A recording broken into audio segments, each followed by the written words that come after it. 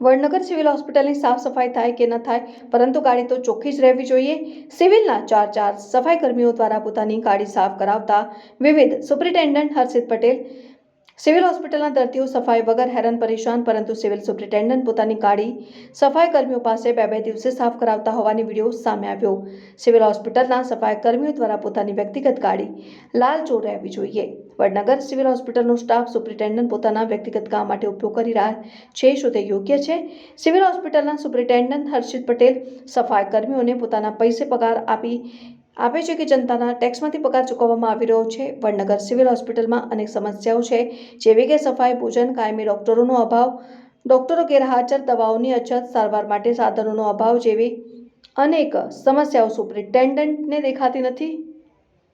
Vadnagar civil હોસ્પિટલના superintendent Harshil Patel કોમવાદ પણ ચલાવતા હોવાનું સૂત્રો દ્વારા જાણવા મળ્યું છે. સિવિલ હોસ્પિટલના સુપ્રિન્ટેન્ડન્ટ હર્ષિત પટેલ શું પોતાની ગાડી હોસ્પિટલના કર્મચારીઓ પાસે સાફ સફાઈ કરાવી શકે ખરા?